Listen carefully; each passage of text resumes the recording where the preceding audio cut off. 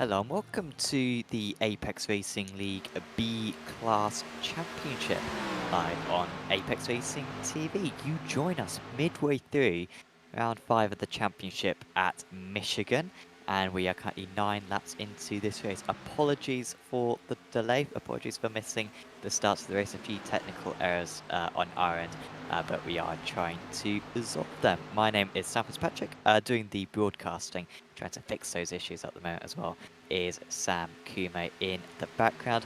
And yeah, like I said, it's round 5 of the championship. And well, so far, you haven't missed too much of this race here at Michigan. This is Jacob Reed leading the way ahead of amateur driver Mark Hutchinson in second place. Andrew Roos is in third position at the moment after starting on pole. I've still got a long way to go. No caution so far in this race. All the drivers have been very well managed, at least from what I've seen from watching this. It's been fairly passive driving up to this point from the 15 or so cars out on track.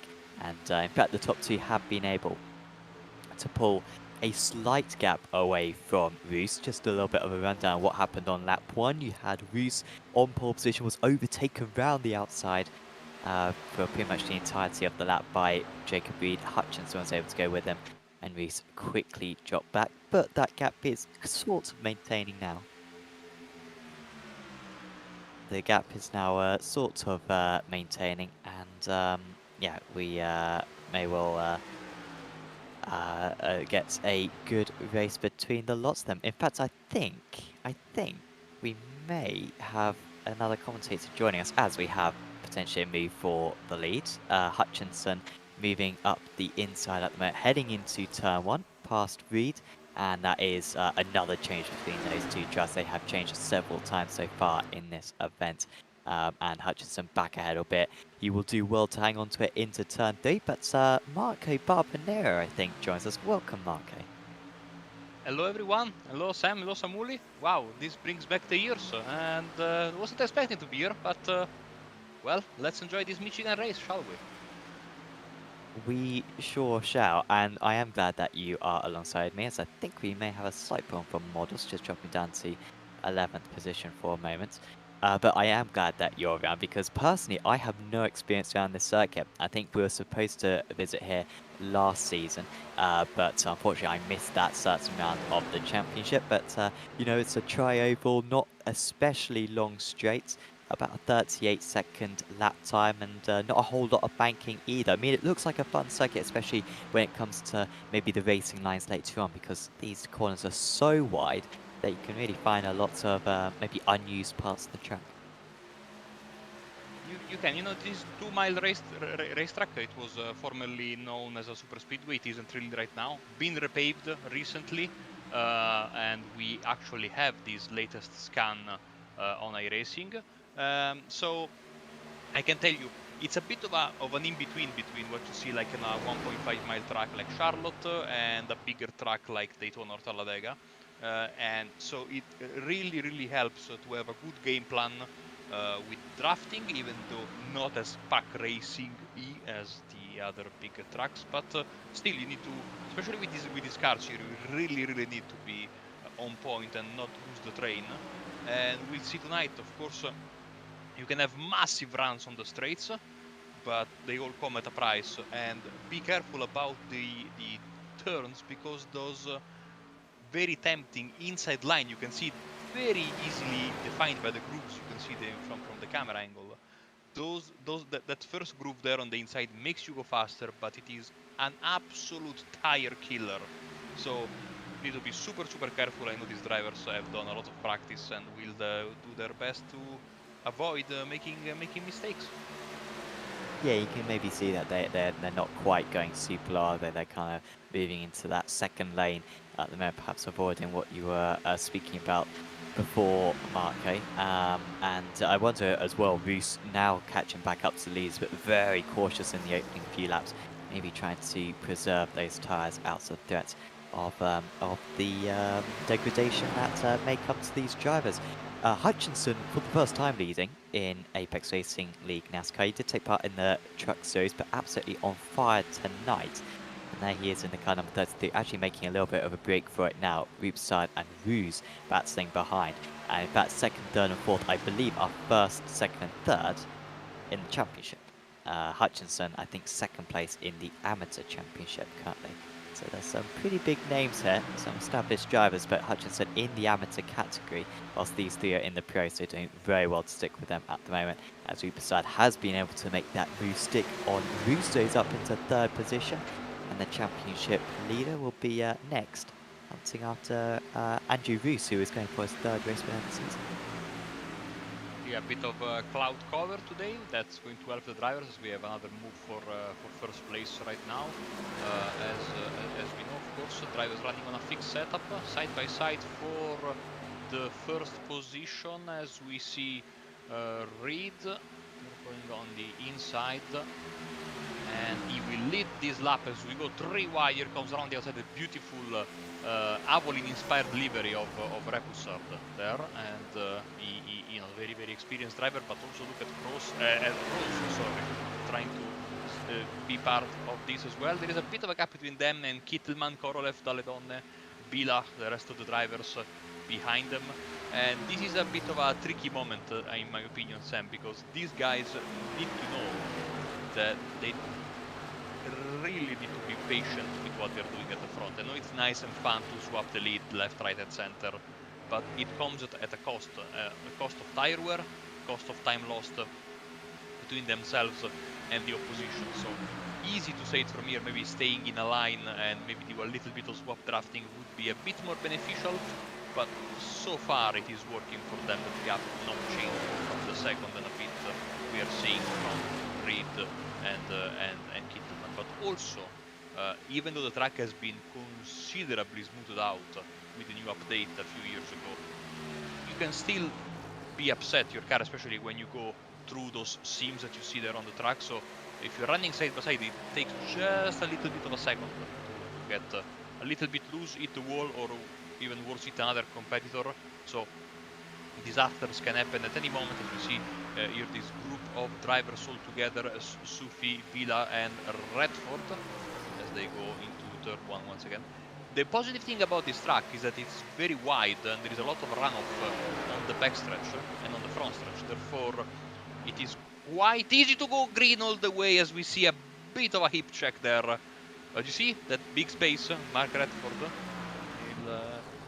he's going to be able to continue. Not if this happened at Texas, for example, he wouldn't have lived to tell the day.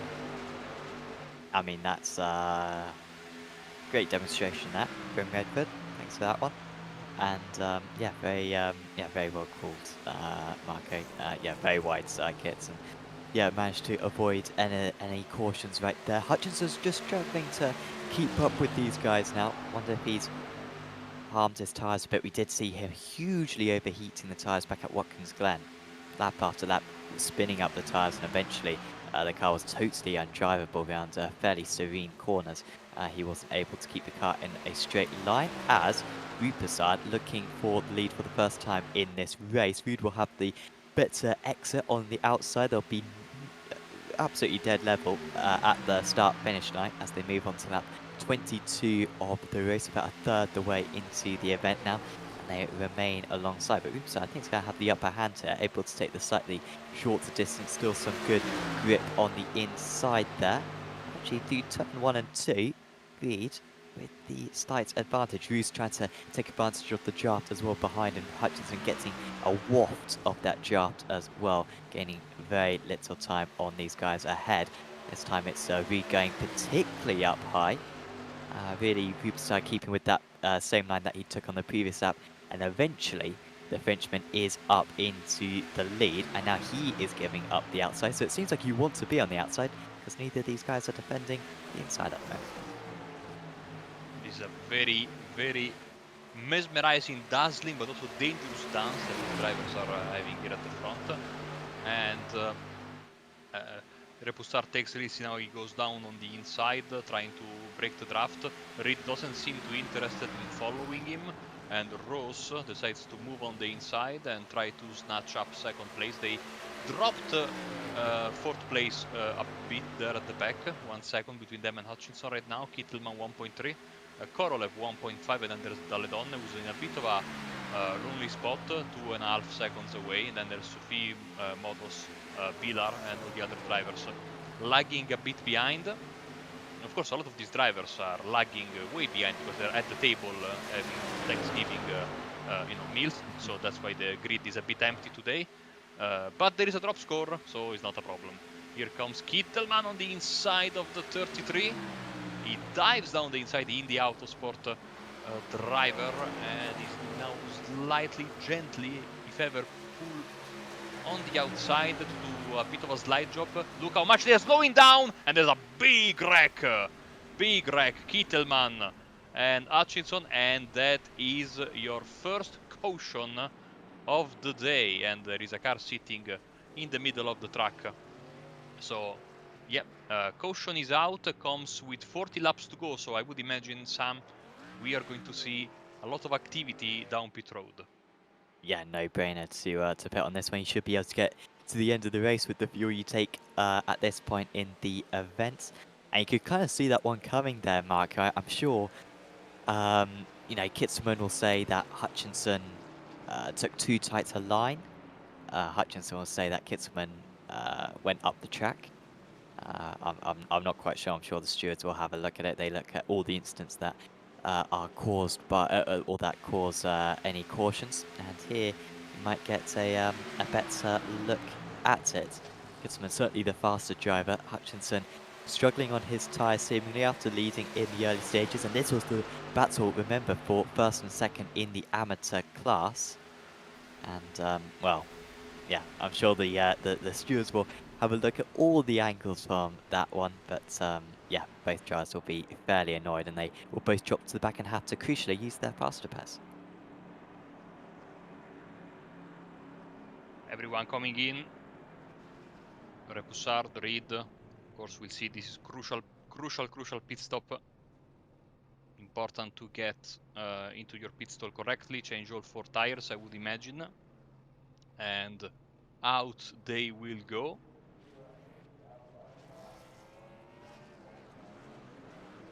Oh, there goes Talladega very quick. He's up to 3rd position. Yeah, I guess he did. No, only. Oh, he did all 4 tires. Was the loser, wasn't he? Yeah. So Repoussard had a 17.7 second stop. I don't understand how Daledonne was able to gain this many positions by having. It looked like he had a 2 tire stop, but he had a 4 tire stop.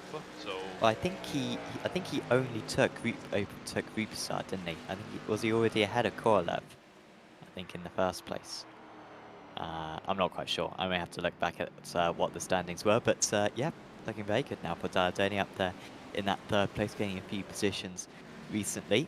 And yeah, championship leader Repoussard going to have some work to do, and just like that, we've now got top 7 pros, and then the next 6 all AMs. It's weird how the AMs can often fight near the start of the race, but kind of get further into the race, and it's usually the pros which show their supremacy.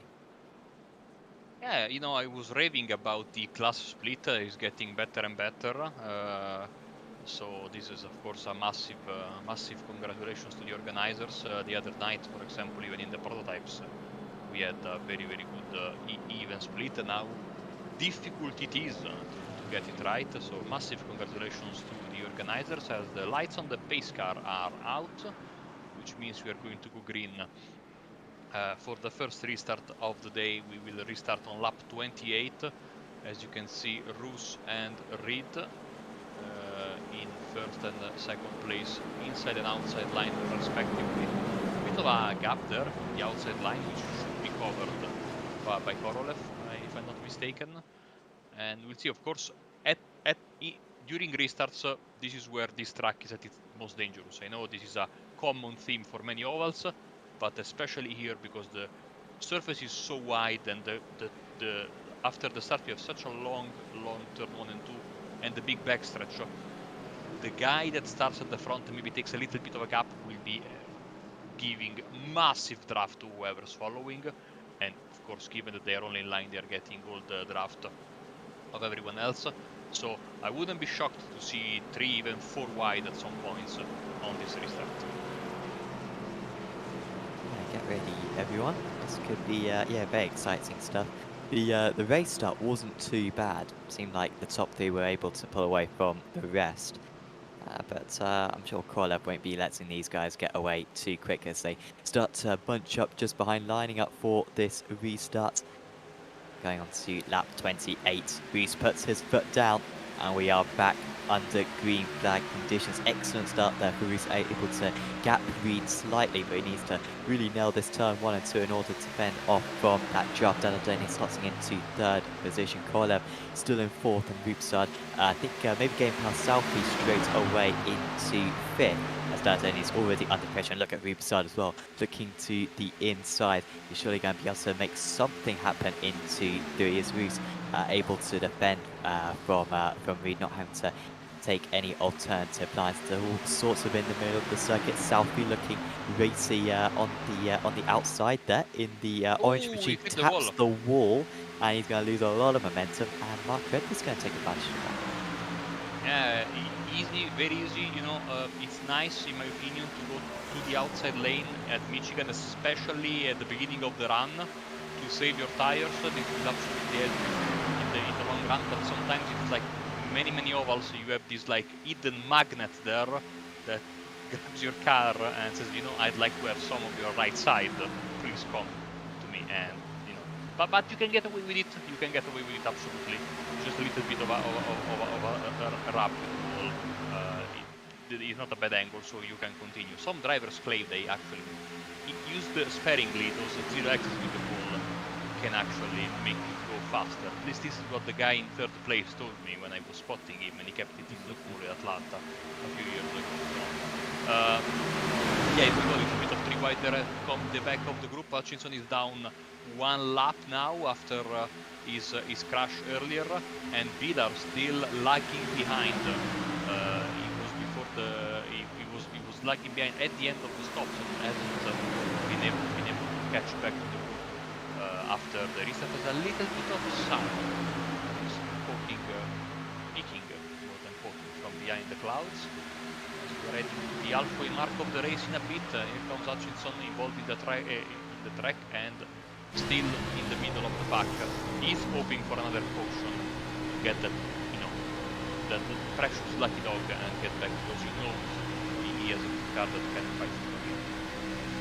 It seems to be very quick at the start of the stint, as Reed has been able to take the lead of the race now to 10th there of Andrew Roos out ahead. So I know kind of big gaps being formed, but yeah, Hutchinson's very quick at the start of these stints, as there's a bit of a slide there. I think that was for Modos, who is having the best chase at the moment. Modos, I think, has won races in the past in the Truck Series, but a little bit far away from those leaders at the moment, as Kitzelman goes for an ambitious move there. That's on Southby. Kitzelman coming really well. I believe he took his fast repair. I can only imagine he did, because that car looks very quick at the moment, and so he cannot afford another wreck, otherwise he may come away from this round with 0 points. And that is the case if you finish more than 10 laps down on the race leader. Just trying to consolidate that move at the moment, and it looks like he has got it done. So Gitsman back up into 8th place, and he's only 2 places behind the amateur race leader, Mark Redford. Yes, he is, and of course Kittelman now having to drive a little bit more carefully, but certainly, you know, he is not shying away from the fight now side by side with that should be Sufi, number 64. Leaves a bit of space on the inside, the driver from Belgium. Still follow each other. Very close. I mean, Kittelman is leaving nothing on the table. I mean, he's really pushing hard despite having used his fast repair already. He's trying to be as close as possible to his opponents. Goes past the Belgian driver now side by side with Modos. A little bit of a sliding action from the 11 car coming out of the corner. Does he have the clearance to come high? I don't think he can. And now the 33 pushing from the back. Again, careful here, because we saw that earlier with the first crash. You can really start, especially later in the run, the car starts to push high, and it's a matter of inches, so you meet each other and all hell breaks loose. So seems like in the lead, Jacob Reed is having a fantastic time. Massive gap, uncommon for this race. Yeah, I can only imagine that the others are trying to protect their tyres. We certainly saw that from Roos at the start of the race. He seemed to go slow for the first few laps and then get fast as the stint went on. Yeah, well, if we can keep up this pace, he will be very tricky to beat, as Rupasad is up into third position, and he looks maybe a bit more racy at the moment, and he is going to soon be past Andrew Roos as well. And look at Korolev as well, so maybe Talladega and Roos are a little bit cautious. We know how quick those two drivers are. They are two of the quickest drivers in the series, and Roos not even fighting that one. So got a couple of different strategies, I think, going on at the moment here, Marco. We've got a couple of drivers really protecting the tyres, a couple of drivers feeling like Reed maybe is getting away and they need to start chasing him down. And I mean, if we are green all the way to the end, I think it's going to be the guys who are preserving the tyres right now who are probably going to end up on top. But if we have a caution, of course, it will be those more aggressive drivers who maybe win out. Yeah, I actually raced here a few weeks ago in the ARCA series, here on iRacing, and that series doesn't have stops. So the tire preserving is incredible. It's incredibly effective, and I like that series because it teaches you how to save tires. Now, of course, I do save tire saving automatically because I'm super slow. And I remember I qualified in the middle of the pack, being mediocre as ever. Dropped back at the beginning because I was so slow. And then from the halfway point of the race, it's like I was driving with a higher performance car. I passed everybody and won comfortably that race. And that is the importance of saving tires, because if a mediocre driver like me can get such a massive advantage by tire saving, so can these fantastic drivers tonight. And so don't be worried, series new oval drivers, if you're a bit slow, you drop back at the beginning, because especially when there are no cautions, it can really come back and pay massive dividends for you if you are just patient. I know that seeing the opponents drive away in the sunset can be very frustrating, but it is absolutely the positive thing to do, and a lot of times it can do much more good to you being careful at the beginning and being super aggressive. And of course, this can also mean you get into less crashes. Yes, yeah, that is certainly the case. So, yeah, we'll see if it works out, as we've now got Kitzman still behind Redford there, so he hasn't quite got past yet, but he could not be a whole lot closer. And, well, you'll certainly have some kind of attempt heading into turn 3 this time. Pulls out from underneath. Into line. Remember, Kitzman in a huge wreck early on, able to use his one and only fast repair though to get that car fixed, and that means that he is now at the top of the amateur category. So yeah, very good stuff there from Kitzman. Of course, he might be susceptible to a penalty that would be a bit costly, might ban him from qualifying the next race, may lose him a few points on his tally, but if he could, he would still have the championship lead if he could ensure that he wins in the outer category tonight. Still Redford fighting it out. I think Redford might just stay ahead as they head into turn 3, and he has done so. Still, Kitzman not able to get past him. All that fighting's using them quite a bit of time to Talladega ahead, who we know is not pushing, and yet these guys are struggling to keep tabs. Wright is also moving up through the order very impressive. He's now up into 9th position, and they're going to go 3 wide now. He's on the outside of Modos in the 55 car, who I think has got a little bit of damage on the side of that car.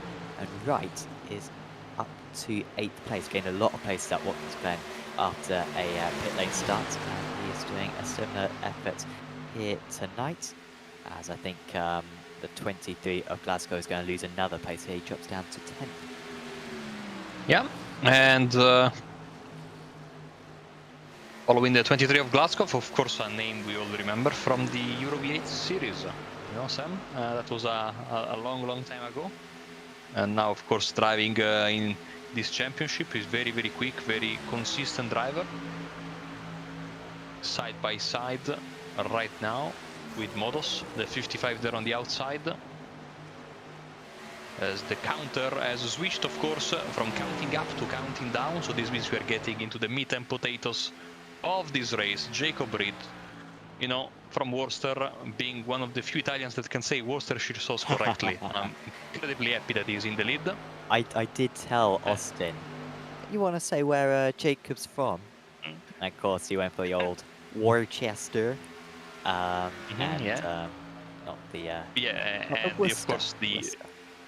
the sauce in Italian, we call it Worcestershire. It's terrible. It's terrible. So I say, okay, we need a little bit of Worcestershire sauce, and people, what?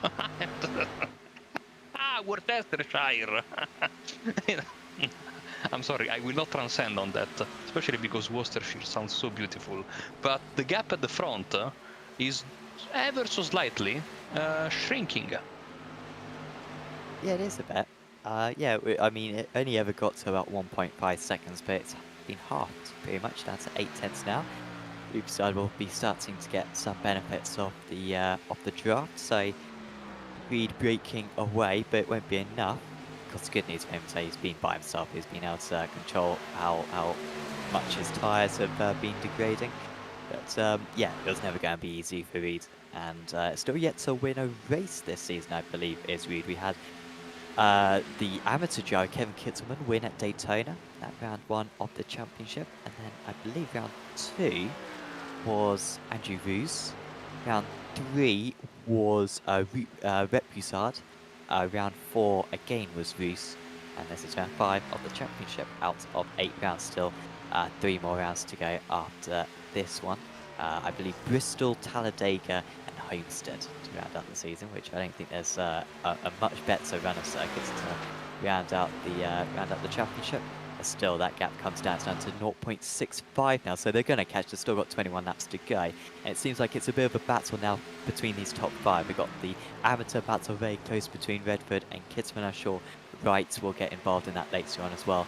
But I think any of these top 5 could really have a chance here because we know that Roos and Dalladoni in particular have most likely been really preserving their tyres more than anyone else. Yeah, and I read quite clearly good example of what we were talking about earlier. He went a bit too hard on his tires at the beginning of the stint, and you can see how much and how quickly, more importantly, he's paying the price for it. Basically, Repoussard and Ross are already in his draft, and a couple of laps tops, they are going to be in his, on his rear bumper, possibly even getting past him. This is the chasing pack, or well, the chasing pack of the chasing pack, because this is Sophie and Modos. They are around 7 seconds away from the lead. The next car in front of them is Glasgow, who's 5.6 seconds, and then there's Wright with Kittelman and Redford. So these guys are lagging behind considerably. And at this point, you can do all the tire saving you want. These guys need a caution to get back into the fight for the important positions there at the front, as they are at least being in single file. There's Hutchinson. I think we know that is sorry, that's Copeland. Of course, Hutchinson still out of position. Another guy that especially the guy that's really looking to get that caution to get back on the lead lap, as they are side by side, 68 and 74. Toyota versus Ford. You know, Sam, I'm a massive fan of Ford, and this is, of course, you knew it straight away. But this is the only series where I don't own the Ford, where I own the Toyota. So, yeah, that's because you're I drive a Supra fan, are you? No, I just own a Toyota, so I said it would be nice to have it in real life. So I said maybe it's nice to have a Toyota also in iRacing. Ah, right, okay. So, I yeah, mean, are there so any other Toyotas on iRacing? Yeah, There's a Cup car, isn't there? C-Class. Yeah. Yeah. But yeah, so... Well, I own the cannot... Fords. I followed your lead, Mark. The only reason why I bought the Ford for the trucks and the B-Class is because of your lead. So, and it served me well. It served me well. Great, top quality machines.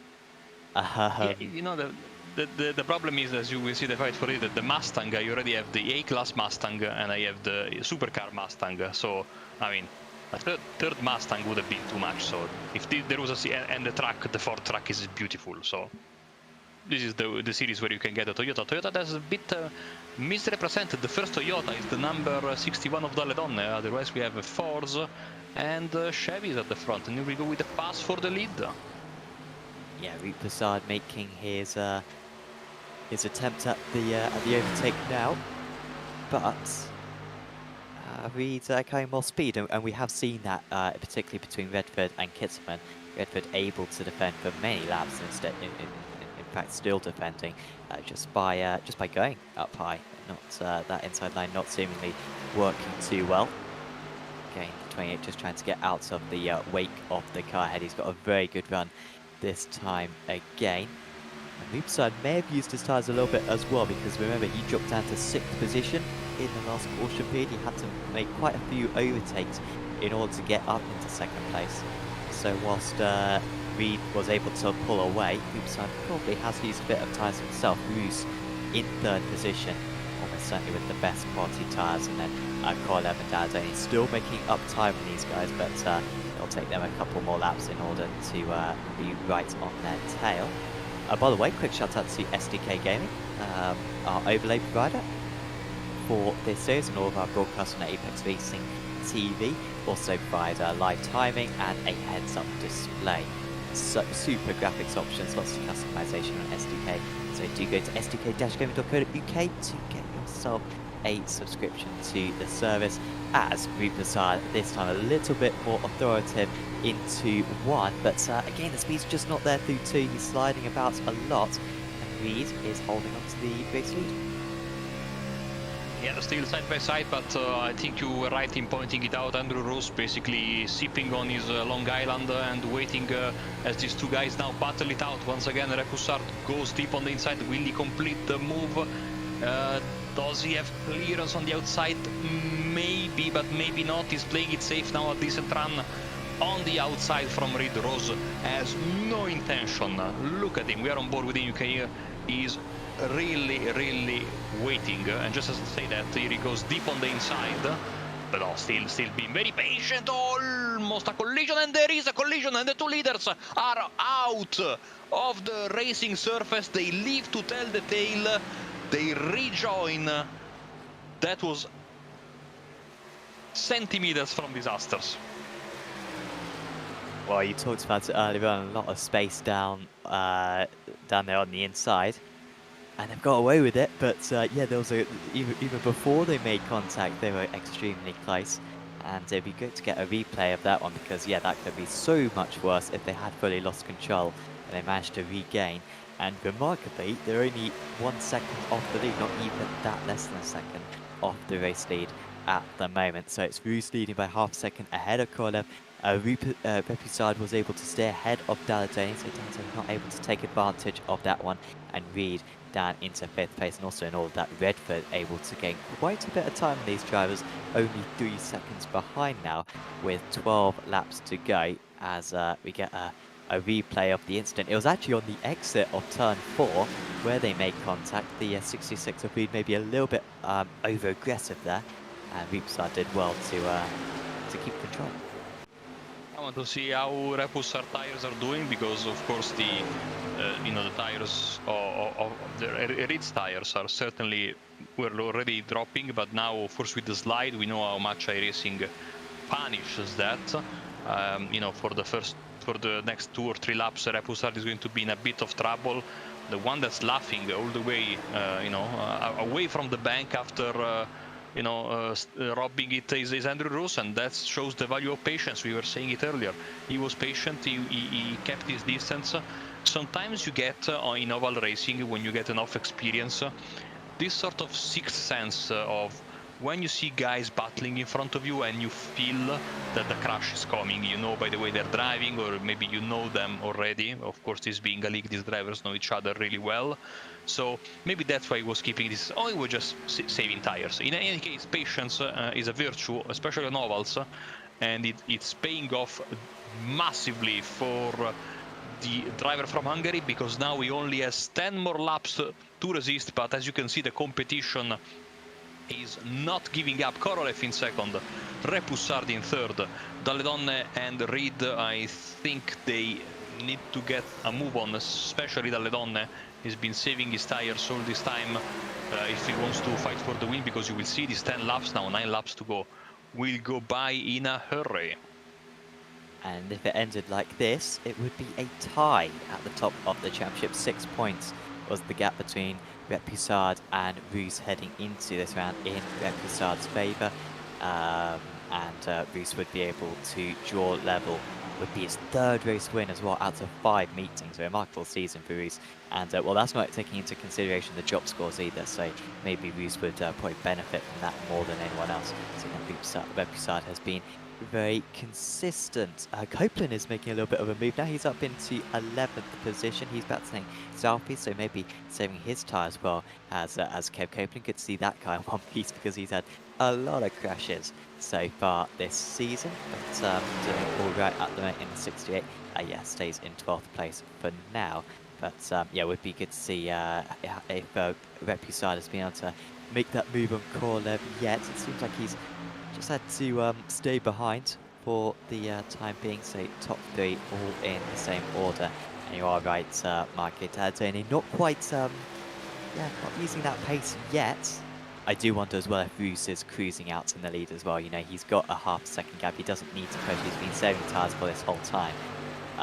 You know, he probably isn't pushing at 100% either at this point, and just needs to manage that gap. Well, I was having a chat with Alessandro the other day. He told me that, of course, he has had the drop round already used a couple of weeks back when he was having technical difficulties with his power supply. So he told me he's a bit scared because he knows that one more bad finish and he's out of contention for the good positions in the championship. So maybe that's why he's taking it easy. Of course, now next week, you know, he's going to have to drive, and all the drivers who already have their drop score used, you know, the ones who are eating turkey right now, that turkey could be very, very untasty next week, because you have to go through Bristol, and when you go through Bristol without your drop score, you know it's going to be a tough proposition. That track takes no prisoners, and it's the polar opposite of what we are having right now at Michigan. It's going to be a fantastic race, and as you were saying, finishing at Talladega and Homestead Miami Speedway. What a great run to the championship here in the ARL NASCAR B-Class Championship, as with the 5 laps to go marker, and still that gap stable at Alpha second. Ross is in a very good position. Let's see if that gap stays there, but we saw earlier with Reed, things can change very, very quickly.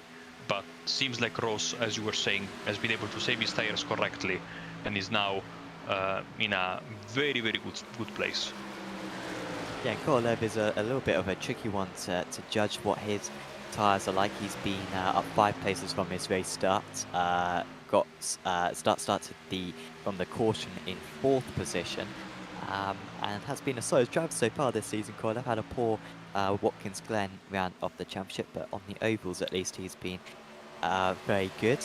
So yeah, keeping that 2nd place, and well, he seems to have protected those tyres very well. He's keeping Repoussard behind, who I have been impressed how quick he has been, considering that he had to make so many overtakes earlier on.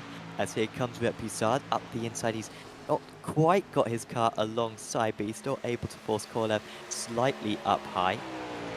28 actually getting a good run as well through turn 4. He might be able to make this move stick. 4 laps to go, and it's still Roos leading the way. Out ahead, Talladega seemingly not with anything up his sleeve. He's just dropping back from these guys. If anything, right now, we just have to hold off Reed to the finish. But Repoussard is pulling off an excellent move, and this is potentially going to decide who is the championship leader with 3 rounds of the season to go. That's Korolev taking advantage of the side draft, moving alongside the 28. But we've seen the outside line, on the most part at least, better so far in this race, but well, these guys may be proving it wrong, because defending on the inside there was, or going up the inside there, apologies, was Kolev, and he did lead across the line. 2 laps to go now, and any chance of catching up to Roos is surely disappearing for these drivers, but it's all about consolidating that second place now. Ronnie, I'm sure, wanted to make this move much quickly, and the more the move drags, and still they're side by side, the more the gap with Roos is going to become bigger and bigger, and still now we are in the second lap of side-by-side racing between these two drivers. Now it finally seems like Redford has got it done, but there is no time left. The white flag will wave in just a few seconds to signal the 1 lap to go. Sale La Blanca here in Michigan, and this means we are going to finish the race at the end of this lap. Andrew Roos controlling the situation. I think a green-white checker like we've had in the past couple of oval rounds was really the only thing that could deny Roos, but he has driven this absolutely perfectly. Good pace throughout, and despite the fact that he was dropped down a few places at the start of this caution period, saved the tyres, took advantage of contact ahead of him, and it has been plain sailing ever since then. So for the 3rd time this season, Andrew Roos approaches the line. He's going to reach the checker flag first, and he wins at Michigan ahead of Root Passard, who keeps the championship lead. Korolev in a strong 3rd, and Talladega and Reed rounding out the top 5. Redford will be top of the amateur drivers, just what he needed. Kittelman maintains the amateur championship lead despite a big crash with Hutchinson earlier on in the event. Wright comes back well to get 8th, Glasgow and Southey rounding out the top 10. And then they are crossing the line. Yeah, just really good work there, Marco. I think from Andrew Roos, I think he probably drove that race most closely maybe to your guidelines of, you know, patience, tyre saving, and he kind of demonstrated why that's the way to go, because you just need a little bit of fortune, and from then on, it was a very simple race for him. That's really paid off. By the way, let me say a big shout out to Sophie, which I think beat Copeland in a incredibly close drag race, because I saw their position swap on the timing tower at the very last second before crossing the start finish line. But yes, that was Oval Racing 101 from Andrew Roos. Absolutely fantastic stuff, and his patience paid off, and now he's doing his traditional donuts together with the AM class winner there. So a lot of happy drivers. Let's see now these unofficial results from Michigan International Raceway. There we go, Sam. Yeah, it's Andrew Roos for the 3rd time this season. It's absolutely crazy how out of 5 races, he's took 3 race wins. Repusard, though, has finished on the podium, I think, every race. Certainly, at least 4 races he's finished on the podium. There was Luka Korolev, good return for form for the Russian driver. Alexander Talladega was in 4th. And then it was Jacob Reed. He will be disappointed. He kind of caused that contact, it looked like, on the exit of turn 2 with Repusard, and after that just couldn't really come back, wasn't able to find a way past Talladega. Redford was a very close 6th place in the end, easily the winner in the amateur category, clearly saving those tyres really well. They had to go 40 laps on those sets of tyres in Redford. A little bit slow initially, but by the end he was probably the fastest driver out on circuit. Kevin Kittelman, after a crash, he had to pull off a lot of overtakes. He comes back to 7th. Then it was Adam Wright, Sergei Glasgow, Matthew Southey, Kev Copeland, Janos Modos. He had a little bit of a disappointing round. Not sure what was going on there with Modos. 4th place in the championship, but a bit off the pace it seemed tonight. And you can see there actually the Southey Copeland gap. I don't know, maybe if we get a replay during the interviews, but 2/1000, so a second separating those two. Chulo and Bila rounded out the drivers who finished on the lead lap, and Hutchinson was unlucky. Just needed a caution, and he would have been right in play. Remember, led for much of the early part of the race, but contact with Kittelman caused him to have to tow back to the pits, and that dropped him 1 lap down on the leaders. But nice to see everyone at least scoring points tonight by finishing within 10 laps of the race win. We will have some interviews now with the drivers. In fact, I will just take this opportunity to give a quick shout out to Virtual Racing School, are one of the sponsors for this series, Virtual Racing School, offering over 50 data packs for many different cars for the road racing side of things, also oval racing. I think dirt oval and dirt road they do as well. And those data packs include setups, track guides, also their data analysis software, and one-on-one coaching. And also big thanks to Virtual Racing School for offering a bunch of subscriptions to the top drivers in the amateur and pro championships for this season of the Apex Racing League NASCAR B-Class Championship. So yeah, big thanks to them for offering those prizes. Do check out virtualracingschool.com to check out the services that they offer. As I will drag in Mark Redford into the Hello, Sam. commentary box now. Welcome, Mark. Congratulations on what I believe is your first amateur class win of the season. Looked like a pretty fun race up there. You were particularly very quick near the end. Were you saving the tyres maybe in that middle part of the race? Because by the end you were the fastest man on track. Yeah, my plan was to try and look after the right front because I thought that would be we might get some long stints with only 15 cars in the field. So trying to look after the right front and be quick at the end. But unfortunately, the battle with Kevin lost me the draft. So yeah, I was quick, but I was too far back. Yeah, and I mean, talk us through the rest of the race as well. I mean, what was it like driving here at Michigan? Because that turn 4 in particular, it seems like the wall can quite easily suck you out. But how did you find driving around here? I quite like it. As you know, I got the win at Auto Club last season in the truck, so I quite like these tracks. I find the wall at turn 2 to be a bit more magnetic than the one at turn 4. Here. Yeah, it seemed like most people managed to keep it fairly clean, though. I mean, you said earlier on that you were predicting not too many cautions. Were you so optimistic to expect one, or were you expecting a couple more?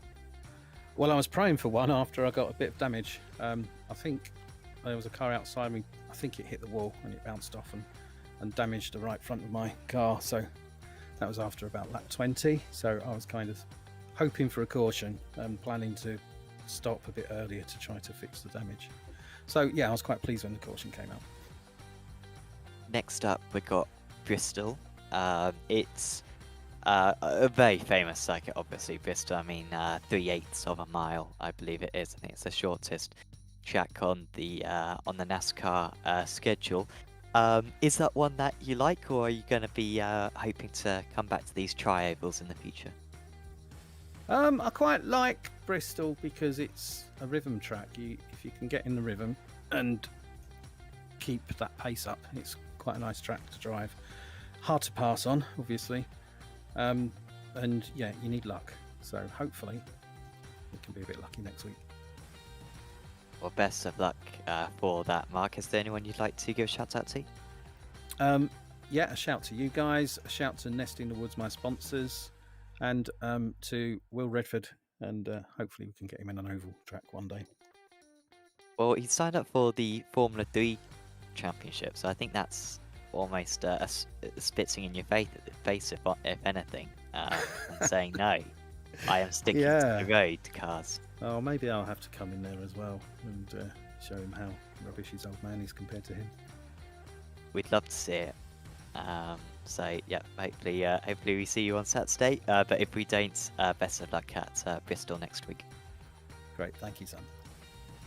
Mark Redford there, your 6th place finisher, but winner in the amateur category. I will also quickly go shout out because I wasn't very good at the sponsor readouts earlier on, but thanks also to Apex Racing Academy, another one of our sponsors. 29 data packs from Apex Racing Academy. You can get driver tuition from some of the best drivers in road racing and rallycross racing as well. Of course, Apex Racing team winning the Rallycross World Championship and the Open Wheeler World Championship as well in recent weeks. And you can get setups created by those drivers who aren't really any there aren't really any other any better drivers to get tuition from. So do check out apexracingac.com to get yourself a subscription.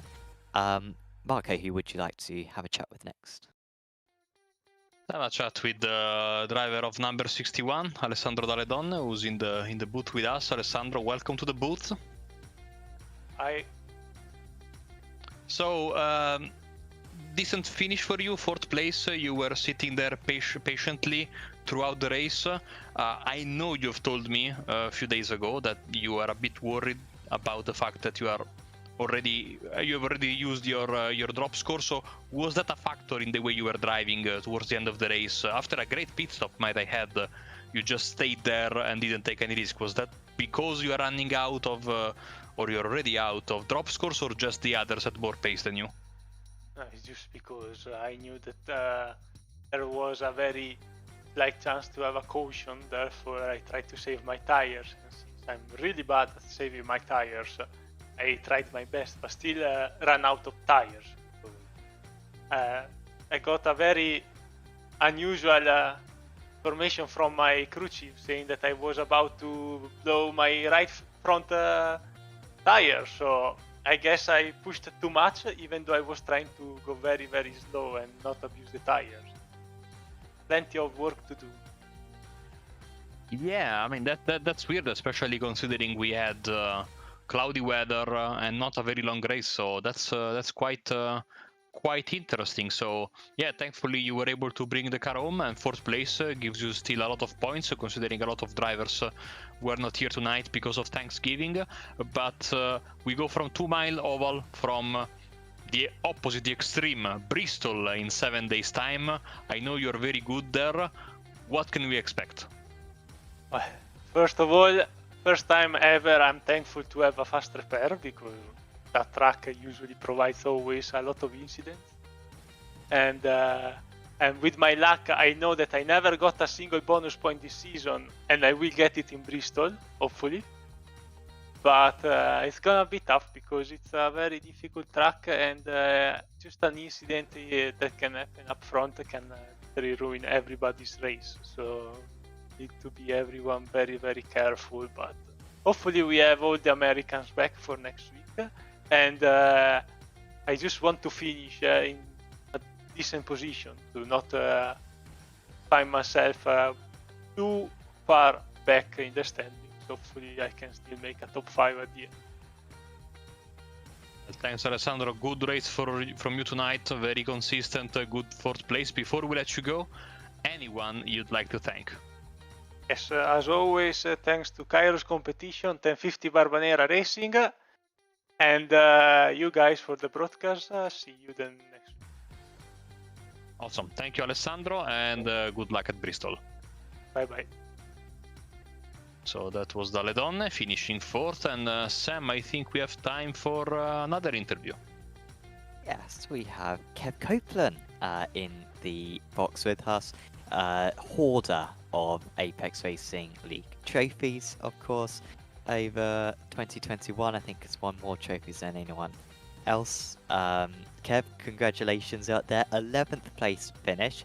But that was a very hard-earned 11th place finish. It was very nearly P10 as well, but I imagine you must feel quite satisfied with that one. Yeah, I'm pretty satisfied with that, Sam. It was quite a dull race for me, really. Pretty much running around at the back. I don't seem to be able to maintain the draft in these cars like I could in the C class last season. But those last few laps did a nice overtake on Janos, and then spent a couple of laps going around with Mateus, and yeah, those last couple of corners were very dicey and great fun doing door-to-door racing. And yeah, just a bit gutted I couldn't quite hold on to it to the line, but yeah, put a smile on my face. That's very good to hear. We had 40 laps to finish that race. That's a lot of laps on the tyres. What was your strategy when it came to that? Were you just expecting a caution, or were you not expecting a caution and therefore trying to preserve the tyres? I mean, what was your driving technique there? In general, I seem to be a little bit easier on the tyres than the others, and I think that's why I dropped back early on, and then I start to make time after the others' tyres are dropping off. So that just seems to be my natural. I wouldn't say it's a conscious strategy, but it just seems to be my natural driving style with these, as I am a little bit easier on the tyres. than others. So I gain from the long stints, not so much from the short blasts between yellow flags. So to have a long green flag session was actually good for me, I think. We have 3 very distinctive circuits to round out the season. We've got Bristol, we've got Talladega, and we've got Homestead, so a short, medium, and long track. Which round are you most looking forward to? Probably the 2 longer ones will suit me better. I really don't seem to get on with the short tracks. I find them so difficult. So I think next week's will be a bit of a grind, but then the other 2 should be good fun. Excellent. Well, we wish you the best of luck for next time out. Is there anyone you'd like to give a shout out to? You guys, thanks for another good stream. Looking forward to watching this one back. And my dear lady, who hopefully is next door, watching the commentary. Excellent. I'm sure Marco has made her very happy.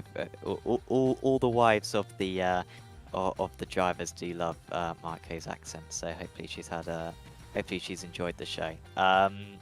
Thanks for having a chat with us, Kev, and we'll see you back next week. Thanks, guys. Bye bye. Kev Copeland there, finishing in 11th position tonight. I can update you on what the standings are in the championship. So we are now applying the drop scores to the championship because we are in the second half of the season, completed 5 rounds, we've got 3 more rounds to go. And when you take into consideration the drop score, it does get a lot better for Andrew Roos. So Roos now 9 points clear of Repusade. They would be tied if you don't take into consideration the drop score, but when you do take into consideration the drop score, Reese is ahead. Just for I mean, the problem for Repusade is that his worst score is a 3rd place, and so he's dropped quite a few points because of that. However, of course, it does mean that he can pretty much not turn up to a round later on in the season and still have a good chance at the title. Reed in 3rd position in that one, and in the amateurs, Kevin Kitzman with a strong lead ahead of Sergei Glazkov, 10 points ahead, and then another 9 points back to Mark Hutchinson. Hopefully, Marco, we get a few more drivers next week. That's certainly what we're expecting. Bristol with 20 odd cars. I assume that's how many we're going to have. Do you think it's going to be carnage, or do you think it's actually going to be a fairly clean race of the championship? Well, in the Italian NASCAR Championship, every year we go to Bristol. We have a nickname for it. We call it the Blender. So you already know what we think about it, what I think about it. It's one of those places where mistakes, even the smallest of mistakes, can really become huge and create crashes upon crashes, and you are never safe.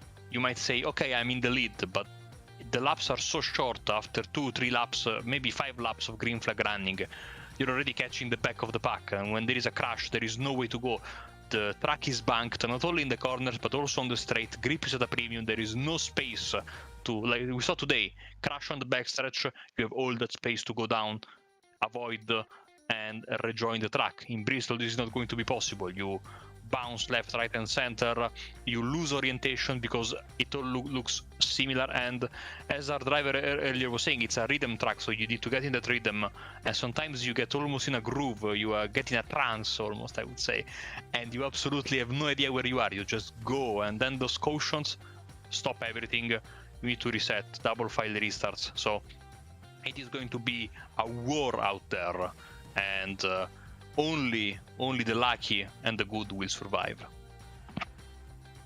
Yeah, that's gonna be it'll be fun. I think I commentated on. No, I don't think I have ever commentated on a race around Bristol. I did do one truck series race around there once, but that's it. I don't think I've ever commentated on something, so that will be great fun. We don't have that check a whole lot on Apex Racing TV. That's going to be very fun. Then of course we'll have Talladega in 2 weeks' time, and then to round up the season in the middle of December, we will have Homestead, Miami, to crown our champion. Hopefully it'll be as close as last season in the Trucks series.